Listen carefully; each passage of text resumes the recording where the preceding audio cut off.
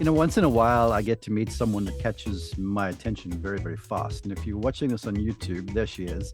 She can't help but smile, and she's Emilia Migliaccio. Your last name and my last name together, I think. Hey, listen, it was good to meet you here recently. It's so good to have you. I know you've been busy. Welcome to the show. Thank you, Mark. I love your podcast. It's an honor that you asked me and really excited to be here. Well, here's the backstory, folks. We were doing PGA Tour Live. We weren't on the same show, and we were sitting having lunch, and Amelia mentioned this to me that she enjoyed the podcast. And I was like, oh, really? Cool. And then I was like, well, we need to have you on because I feel like everything you've done in golf, from all the competition and the success, now to seeing it from the other side of the lens, pardon the pun, or inside the ropes from not a non-playing point of view, is people can learn from this. So I'm happy to have you. So to that, let's put you into context for our global audience, because you've got a cool sounding name, you've got a lot of charisma about you, but I don't think a lot of folks around the world would know who you are. So tell us a little bit about you, please. Yeah, so my mom and dad are actually from outside the US. My mom was recruited from Sweden to play golf. She played golf at Arizona, played Right. with Annika for a year actually. So I've been fortunate enough to get not only my mom's wisdom, but also Annika throughout the years when I started playing in her tournaments. And my grandparents on my dad's side are Italian. They moved to Venezuela and raised their four kids. So my dad's the youngest of four, and he came to the States to study. Not a golfer. He plays golf now, but wasn't a golfer until he met my mom, and then went to grad school at Arizona where he met my mom. So that my mom was who I got introduced, who introduced me to golf, and was a really good junior player. I had and still have just a lot of drive to work hard at something, whatever that is.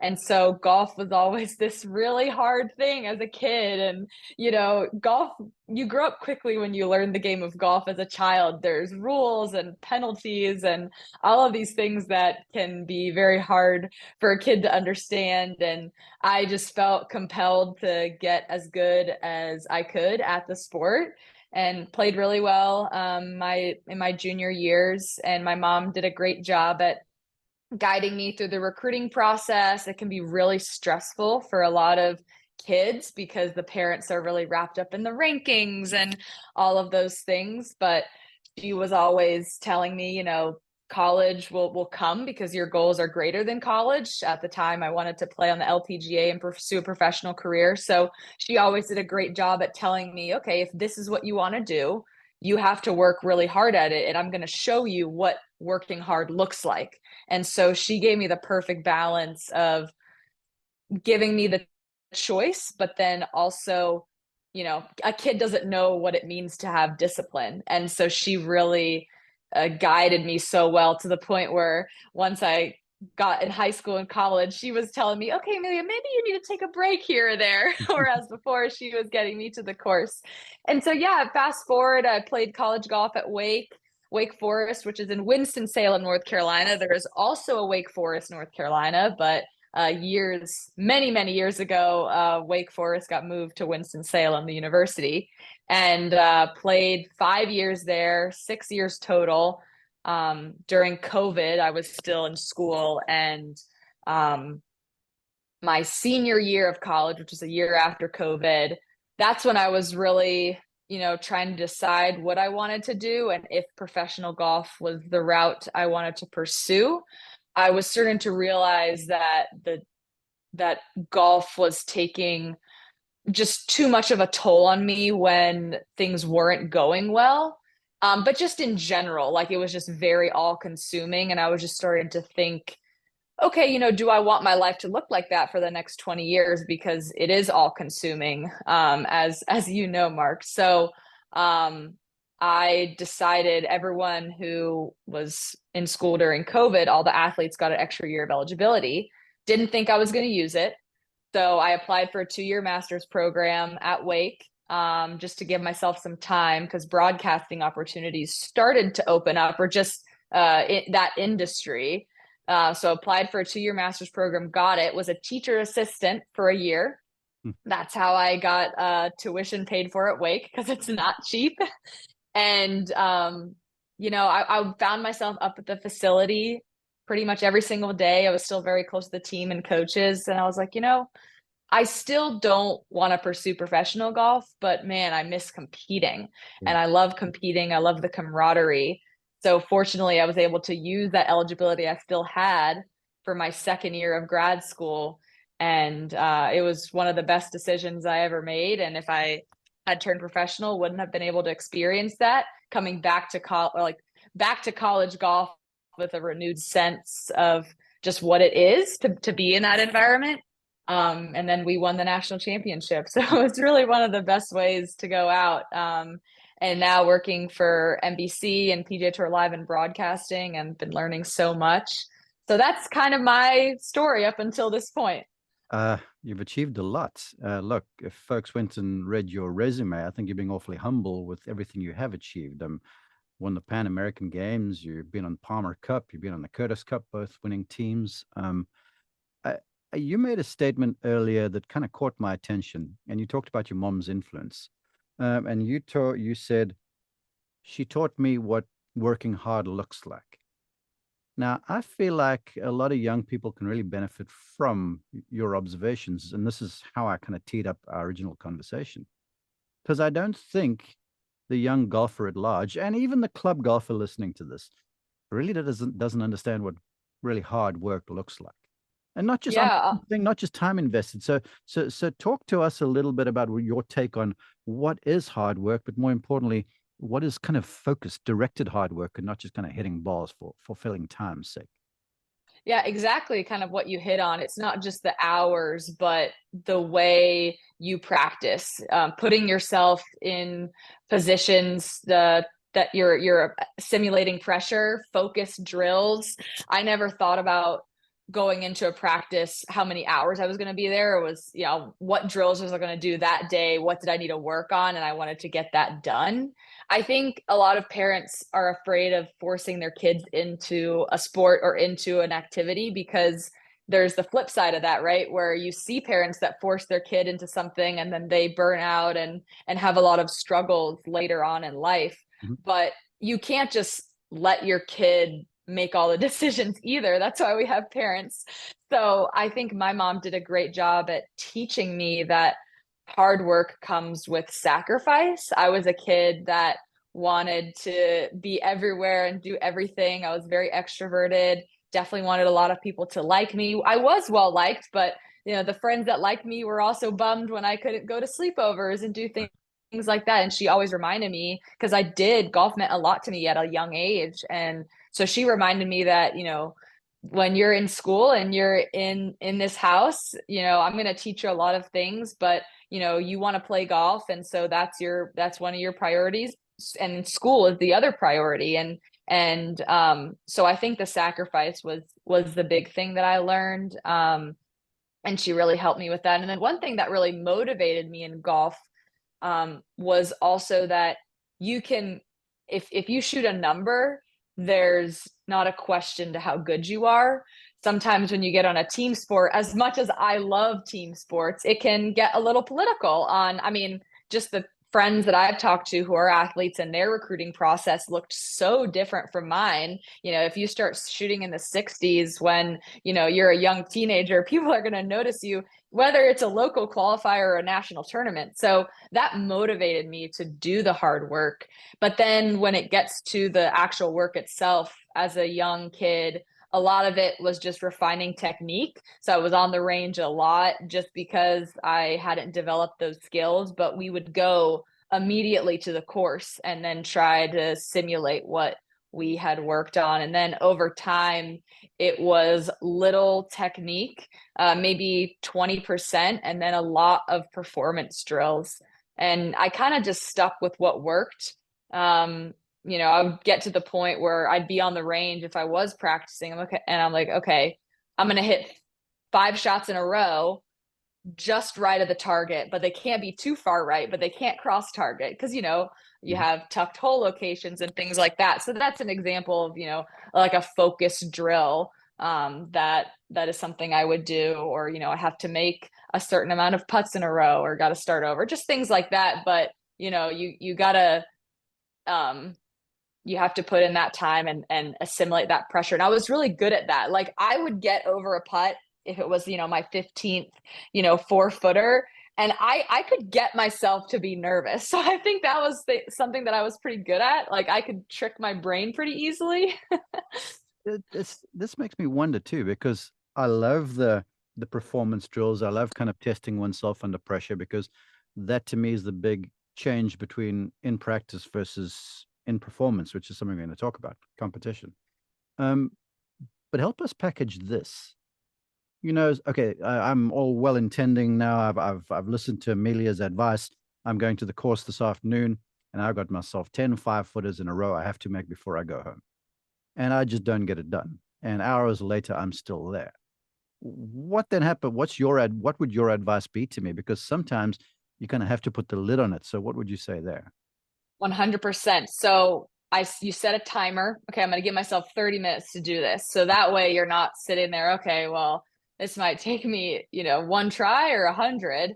And, that the time limit can vary on, if you have to go pick up your kids at home or, whatever you have going on. But setting a time limit is good. And if you don't complete it, don't get down on yourself, but say, okay, well, actually there could be a positive into not making the first 10 5-footers on the first try, because I just made probably 100 5-footers. I really worked on my start line. Mm-hmm. And you were also assimilating the frustration which comes when you're playing. If you lip out a couple or you miss a short one, how do you deal with the frustration overcoming that? So there actually can be a lot of benefits to struggling on a drill and not finishing it, but you definitely giving yourself the time limit, then you're like, okay, now I have to just move on. I love how you've made that, because I'm very holistic as an instructor, and this podcast bent is that way inclined, where it's like, look, it's not just the physical skill, it's the emotional and mental wherewithal to deal with the disappointment. Because look, you've got this glittering resume, but it wasn't all sunshine lollipops the whole time. You had to deal with some tough times, yes? Yeah, 100%. I mean, especially, you're pursuing something. I think I would still argue that golf could be one of the most difficult games, but anything that you're pursuing at a really high level is going to come with just so much, hardship. You lose perspective. I feel like I lost perspective a lot in my adolescent years and in my college years. It's crazy what a couple of years removed from college can do to your perspective. And I was really, really lucky to just have great people around me. My coaches at Wake Forest, Kim and Ryan, just astronomical and really helping me shape my identity and not have it be centered around golf. But yeah, there are times where you're struggling, and I'm a pretty emotional person. I get really excited. Italian in And you.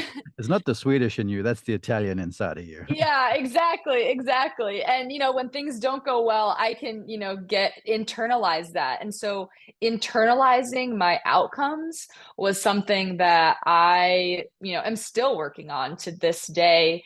And something where that's where it can come with a lot of hardship if you really if you have a bad tournament. I would think about it for a lot longer than if I played well. And that's where, I later in my career, I won the women's North and South, which is one of the bigger amateur events in Pinehurst 2 years ago. But leading up to that, I said, because I was still competing a little bit, and I said, if I ever have the chance to win again, I would never take it for granted, because when you are removed from it, just like how much it means, Yeah. not the title, but just all the hard work and then finally getting it done. And so that win 2 years ago, and then the national championship, I felt like I held on to those wins so much, not in the sense of, oh, like this win is making me a happier person, because that's not where my identity is rooted in, but just appreciating how hard it is to win and do something great like that, and then just really treasuring those moments, because I felt like earlier in my years, when you're growing and you have goals, you do well, and then you're like, okay, great, now I want to do this, and that's good, because you always want to have drive and get better and focus on the process. But when things aren't good, or you're struggling, and you haven't held on to those good things or reminded of those good things, that's where you can lose perspective. So those are the kind of things that I dealt with and felt like I've really grown over the years from. Okay, this leads me to something, because as I listen to you, and I sort of have seen your progression through all of the ranks from afar. Now I know you a little bit better, and I'm getting to know you more. And I'm listening to you going, this is a case study in breaking barriers. And every golfer has these. Whether you're the club golfer who's looking to break 100 the first time, or whether you're the aspiring golfer now who's good and you kind of sense it, and now you want to break 80 consistently. And then eventually there's a 70 and such. And then there's winning tournaments, which sometimes happens by accident, and sometimes you finish the job yourself. What is your take? What advice do you share on that? I'm out there and I'm playing and I'm trying, and I look at my scorecard and I'm 3 over through 15, and I'm going to break 80 right now. And then I have a rough finish and I shoot 80. What is, from your experience, what's your advice there? Yeah, I would say that you can always first, I mean, literally you could birdie the last 6 holes and you have no idea. I feel there are times if I have not given up, because I feel that was a strength of mine. Even I was playing poorly, I was always trying to get one back and just like keep getting better. So like that was something I always did. But the times where I did get down on myself, like, oh man, I'm kind of out of it or missed the cut. And then you birdie the last 3 holes, or even if you don't, you're like, dang, if I had just stayed in it, Yeah. I actually could have done really well or finished strong. So I think that comes with experience too, just knowing that golf is 18 holes, and so much of the birdie bogey stretch comes in those clusters because you're either spiraling good or spiraling poorly. But I think also, again, like depending on what kind of handicap you have, I think my husband is a great example of just how you should go out to play. He is so competitive. Like he pars the first hole, and I know he's thinking, oh man, this is going to be the day. Like I break 80 for the third time. But Yeah. then, he will hit it out of bounds in the next hole. And, he's like a 10-12 handicap. But what he does so well is he tries his best on every hole, but he recognizes that his caliber of game, like he is just not there to where he can perform week in and you can play that level. So I think, you have to be honest with yourself is okay, just because I'm a single digit is not an under par round every time. So I think the managing the expectations is really important.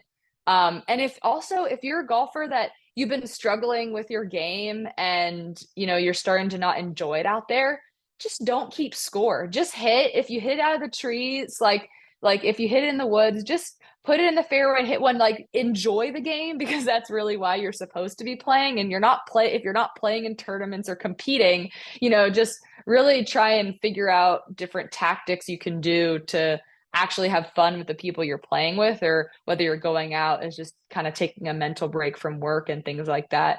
And then to the side of people who are pursuing golf at a high level, just you're never out of it. You really never are. I always tell myself all I need is one good shot to get myself back.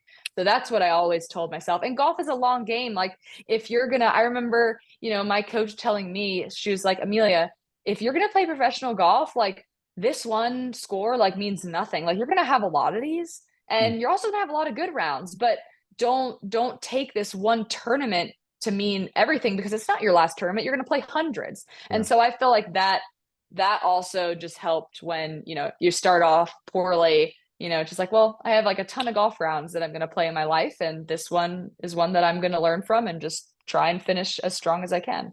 That is awesome insight. It gets me to thinking, because I've played the game at a fairly high level, and then for the last how many years I've sort of watched the game from the front seat. Um, Now you're in that seat, and this sort of prompts me to our topic, which is getting the best out of yourself under pressure or in competition, whatever, insert whatever you want towards the end of it, just in the bet with your buddy even. Um, Now you're a young lady calling the best golfers in the world, men. So I respect you because that's an attitude change in itself. But I think the mechanics, the nuts and bolts of the game are kind of the same.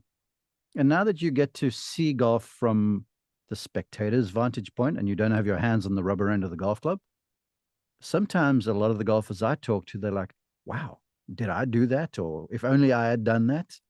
Have you seen anything now you've been on course with these guys where you're like, golly, they do, there's a common denominator that they all sort of apply to bring out their best? Is there something like that? Yeah, definitely. I think so two things that strike me initially. One thing I love about PGA Tour Live is we watch every single shot Mm. of someone's round.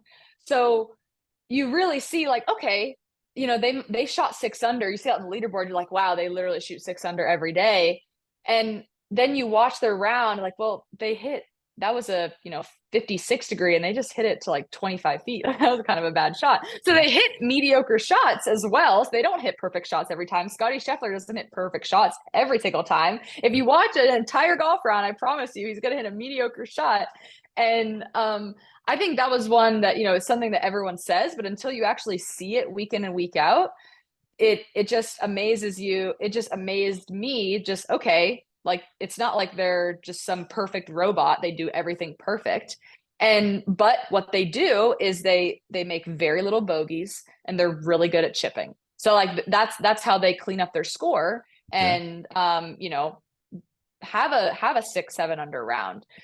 And then I think the other thing that I noticed just so quickly was when you're competing yourself and you may make 2 bogeys, you're trying to get out of that cycle and birdie, but you don't actually know how you're carrying yourself. And when I remember my coach telling me one time, she said, Amelia, when you bogey, I do have a good bogey birdie bounce back, but sometimes I can fall into the habit of making a couple bogeys in a row and then I'll make a couple birdies in a row. And so she was just kind of reminding me like just how to get back into an elevated state to make birdies. And when I'm watching these players play, I was like, oh, if they just knew that if they just had a better mindset going on to the next tee, like they bogey the last and they hit one of the trees, I'm like, oh, that was just clearly a result of just the last shot, which you don't think when you're playing. So those were two things right off the bat that I feel like I noticed when I've been calling golf. And then the third thing, because I think a lot of everyday golfers, whether single digit or 10, 15 handicap, not everyone has the best attitude. They get really frustrated and like, man, I just had like 5 3 putts today or whatever. And the best players in the world, men and women, like overall, they carry themselves so well. Like I've been so impressed with the guys and women. If they miss a cut and they have to go into the press conference and talk about, maybe a struggling season, they're so just practical about it and they see it objectively. They don't, at least on the outside, they don't seem to internalize it, which you can't if you're playing week in and week out. So I think those things were just so eye-opening to me. And the thing that I would recommend for anyone, especially if you're, pursuing at a high level, but even anyone, is just try and watch as much golf as you can, but not just watch, like really see how they carry themselves, because it really kind of blew me away. And I think a lot of people would learn from it. Yes to everything there. I want to build a little bit on how you talked about how they're really good chippers. Because Yeah. because I firmly believe that golf is a game of recovery. Yeah. I really do. And I've got the I guess I'm 53 and hanging on. I've been in golf since I was 13. So that's 40 something years. Where, like you say, they aren't perfect all the time. But even on their best days, the really good ones who post good scores under pressure are able to just kind of keep the round alive. And you said it, your coach said to you, hey, just hang around for a little while. You never know when the momentum's likely to change. Mm-hmm. Did you ever try and almost force the momentum change? Or did you just kind of paddle and all of a sudden you hit that one shot and that turned the tide for a little bit? What's your take there? I think for me, it was the strike. like if I hit a really solid shot, like what I was trying to do, that was enough for me to get back into, not get back into it, but just be like, okay, like that was really good. And I can take momentum there. And something that I also have done in the past when I've been competing, especially if I've felt a little more just tight over the ball, like a little bit wanting to force the outcome, I'll make a little process scorecard checklist. So over each shot, I'll either write a check mark or I won't. But I say, okay, I have to completely just commit to my swing and to my routine. And people say that all the time. What does that look like? So for me, if I pick my target, as soon as I pick my target, I am not allowed. Like I tell myself, like, you are not allowed to think about where you don't want to go. Like, you have picked your target. Like, do not do anything else except think about that target. Like, I get really strict. And so then, I see the shot, but I'm like, don't you think about anything else. And, after I've, have like a little play thoughts, usually like finish the target or something. But I'm like, okay, I have to complete my swing and just swing as freely as I can. And if I do that, regardless of where it goes, I should be fine and happy with it. Because the worst feeling in the world is hitting a bad shot because you didn't commit to it. Everyone knows that feeling. Mm-hmm. And what I found is most of my shots were good. And if they weren't perfect, they were pretty good enough to make par. And so that was one thing that I found very successful that I think a lot of people could learn from. How about this? Because I love that take about swinging freely, but I'm like, yeah, I'm feeling you. She's preaching to me here. Yeah. I played golf at a pretty high level too, and they're just those days, when you warm up and you can't freaking find the golf ball, Mm-hmm. and your golf swing feels like an unfolding lawn chair, and you're trying to be positive, but you get over every ball, and you're trying to be focused, but there's this apprehension. And I'm speaking for the golfers at large here. Yet I still find there's certain golfers, you're one of those, who can still kind of make the best of a bad situation. Was there Mm-hmm. something mentally that you did, or was it just like, all right, I'm just going to game this out as much as I can and kind of hope for the best and see where the chips fall? Yeah, I feel like there's a couple things that I would do. It's a funny story when my husband and I, we were in the Dominican earlier this year. We played a couples tournament. It was so much fun, but we both, I mean, I like, he's never really played in a tournament before, so, and it was pretty hard golf courses, so it wasn't not surprising, but he was definitely in a new environment. Mhm. But I did not play well at all. Like, I've never had a beverage on the golf course, and I was like, babe, can we get margaritas at the turn? Like, All this right. is just, Okay. we need to change something. But so anyway, I told him, I said, okay, the last day we're going to go and we're going to get a good warm up in, and we're going to like figure out some of these thoughts. Well, we're both hitting it so bad on the range. I'm like, dang, like, what is going on? Why can't I figure this out? And, instead of getting like tense and being like, man, like, and just feeling, that feeling over the ball, we were like, gosh, like, I don't know where this is going to go. I told Charlie, I said, well, hitting it in the fairway or close to it is going to be a win for us today. Like, I was just like, you know what? Let's Acceptance, just it, right? who cares? Like, if we both like shoot, or not both, but like, because if he shot 80, it'd be really good. But like, who cares? Like, what we're going to shoot today? And it was so funny because I shot 66 that day. The other days I was like high 70s. Mm-hmm. And not everything was perfect, but I was okay with not playing well that day. And as a result, I was able to hit the ball better. And I kind of worked with what I had kind of a bigger draw that day, and sort of was able to, okay, I'm just going to play it. And then I, ended up making every putt I looked at. So it's just funny how things go like that. And that kind of leads to my second point where, if you're missing it to the right, or you're hitting it thin or something, just instead of trying to correct it, sometimes, you can either try and correct it on the course and then accept that it's not going to work. Mm-hmm. And, you're just having to work on your short game more. Like, hey, this is going to be a scrambling day. I do that often if I'm not hitting the ball well. I'm like, okay, well, don't really always have a place to practice chipping, so I'm going to be able to practice chipping today. Hey, Or you play with, I want to stop you there. I think this is, yeah. I'm going to do this, and people will say you're interrupting, and I'm sorry. Oh no, please interrupt. No, it's the thing, though, right? Because you've just shared something super wise where you're like, okay, it's this acceptance of the fact that today I don't have it. And so now it's going to be a day where I'm going to use one of my other facilities, my short game, to salvage the day. It reminds me of a conversation I had here recently with a young South African professional, Christian Basenote, who's been back and forth between coaches and stuff. And he asked for my take. And I'm like, hey, look, the chances of you driving it longer are small, but you're a very rounded player who excels in this area. Good wedge. And I said, what is that? I'm like, wedge play. He goes, yes, I'm good with wedges and I'm good with the putter. And I'm like, well, that is kind of your weapon. And I look for the overall player who on any day can figure out a way to make a score and not suddenly go, well, my wedges and my putting are off. So that means it's going to be a bad day. Where you've said, it's just a day where I've got to use something else to somehow make this as good as possible.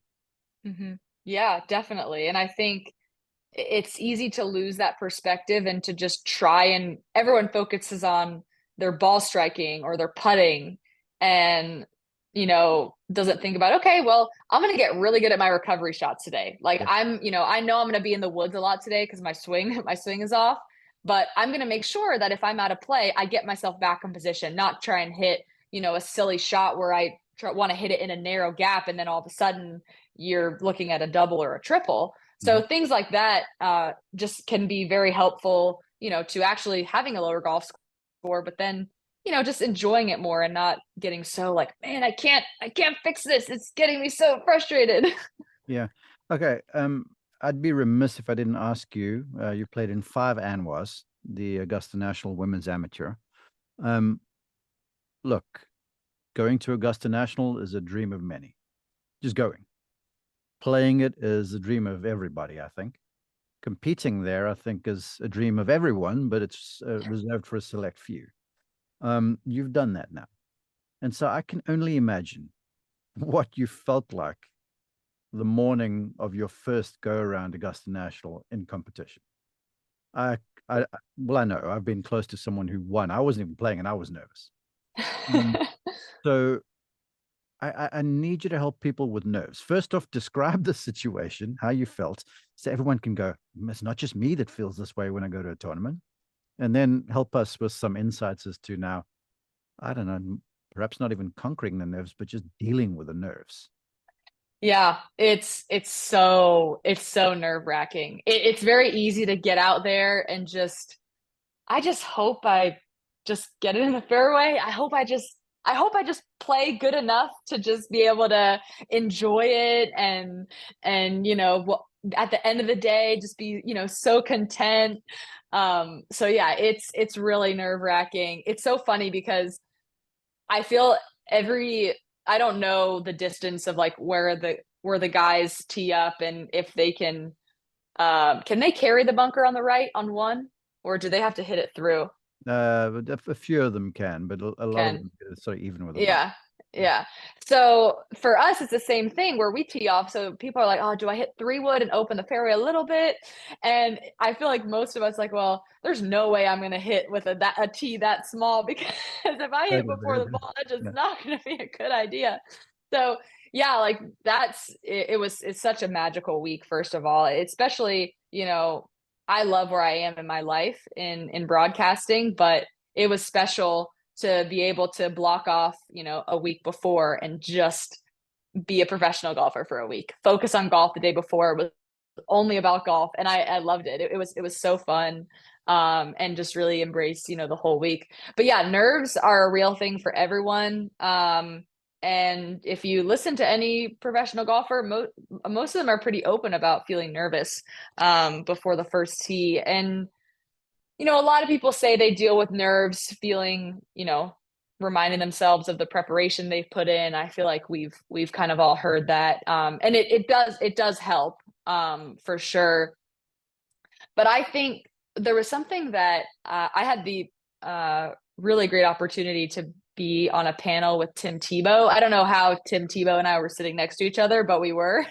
And there was something that he said that I brought with me to Anwa because it was before, but he said, you know, who are you to think you're rare enough to be the only one who's nervous, or the only one who's afraid of missing a 3-footer, or the only one who's afraid of missing the cut? Like, do you really think you're that special? Like, everyone has those nerves, and has those nerves to a high degree at certain times. You just have to be the one to deal with it better than everyone else. Yeah. And it just really stuck with me. It was just a great way to how he phrased the nerves just a little bit differently. And I was watching people in front of me tee off on the first tee at Augusta, and honestly, I didn't see a lot of good shots. Like, there was a lot of poor shots on the first tee, and I told myself, I'm like, I'm hitting my driver so good this week. Like, everyone's nervous on this tee, and it shows because best players are kind of spraying it off this tee. Like, let me just go up there and freaking hit the best shot I can. And I was just so proud of myself because on the stage where I would be as nervous as possible, I went up there and I hit an incredible drive. And I was just really proud of myself. But I just think the words that Tim Tebow said has really stuck with me. And something that, I'm going to continue to carry. But I just think it was like a really good way to put it. Like, who are you to think you're that special? Like, almost like accusing you, like, you don't pity yourself for being nervous. Like, everyone is. So I don't know. I really like that. Look, that's very helpful. I'd like your parting shot to sort of go something along the lines of this, to share your insight, because it's easy in that situation when you're nervous and you've got that putt to make a cut, or to win a tournament, or you've got that first tee shot, or you got that long iron over water. That's all those shots that come with a certain amount of anxiety, fear, maybe anticipation, definitely, to kind of direct your attention to swing to be great as opposed to swing not to fail. I'd love your take over there, because I encounter so many golfers at the level where they're wanting to be elite, but they're just short because when they're in that place, they're playing not to fail. When you break through that barrier, those folks are like, whatever. It's like Bob Jones, to use an Augusta nationalism. He said, hit the ball hard, it's going to land somewhere. But that's such a mindset shift. When you look at it, see a bunker down the right and trees on the left, and everyone's watching me. So help us there, please. Yeah, definitely. I think in order to get over that, to swing, to hit a good shot, not a bad shot, for me, what I've done for a very long time is, and I did this leading up to Anwal, especially because with my life now, I'm not competing on a day-to-day basis. I'm not practicing on a day-to-day basis. And you have to simulate the shots on the course, whether you have a friend, pretending to announce you on the first tee. Like, you have to play the course. You have to play the shot over water in your head. And you have to do it as many times as possible, in as much situations as possible. So that's the first thing for me. That helped a lot because I probably hit almost 100 tee shots, simulating Augusta National and simulating the first tee. And it was actually funny because when I got to Augusta, I was like, wow, the fairway is actually wider than I pictured. Because in my head, I'm like, oh my gosh, this is like 5 yards of room. Like, you have to hit a straight shot, and there's no else to describe it. So that's the first thing. Then the second thing is, okay, I mentioned earlier about, trusting your preparation. Well, trusting your preparation is kind of a general phrase, but write down, after you play a round of golf, write down the hard shots you hit that were good. Like, man, this was a tucked flag, and this was number 5 at Old Town Club, and I had this beautiful draw in there. I mean, it doesn't have to be a whole paragraph, but beautiful draw into 5, Old Town Club, 3 feet. Like, and then, because you'll forget about it, you think you won't, but you will. And then before you're going to play a tournament, you read that over. I've done that, and I'm like, wow, like, I forgot that I hit that good shot. And so I think that is how you trust your preparation over a hard shot, in my opinion. And then going back to the third thing is when you do get over that shot, for me, I have to tell myself, okay, when you pick the target, you're not allowed to think about anything else. And we're human, we're going to mess up some of the times. But those three things have really allowed me to be able to hit those hard shots. I love that, because as human beings, we have this propensity to remember the failure over the success, especially with good golfers. Like, in all my years of teaching, the not so good golfer, they remember the good ones. Good golfer, because you guys are in the mindset of eliminating mistakes to lower those scores, they become idols in one's life. So I appreciate that take. Thank you. You've been super insightful. I didn't expect anything less, honestly. For the folks who want to find more from you, Emilia, is there a website, social media? Where can they find you? Yeah, social media, it's just my name, Emilia Migliaccio, has 2 underscores on either side. But yeah, I post just where I'm traveling, the tournaments I'm covering, a couple tournaments I'm playing. We'll see if I'll be playing any more this year. So yeah, Instagram and then Twitter. It's my first and last name, but instead of the 0, it's a 1. So Emilia Migliaccio, but 0 is replaced with a 1. So more active on Instagram, but yeah, that's kind of what I got. And I share a lot of my life, and I love sharing it. But then also ESPN Plus. I'm working this week the Byron Nelson, so tune in to the main feed and all the other feeds. So, and then I do a lot of the amateur tournaments and USGA events for Golf Channel. So that's where you can listen to me, and you can get the updates on my social media. So thank you. And she's very good at it, folks. You need to forgive me. I'm going to forgive you for not correcting me. I've been mispronouncing your last name, saying Migliaccio, but it's Migliaccio, right? Oh, I honestly didn't even hear it in the beginning. Don't worry, I'll correct you next time. Perfect. Listen, thanks for your time. Keep up the great work. You're a fun watch. You're certainly fantastic to listen to and very insightful. Thank you. Thank you, Mark. Looking forward when we're working together again.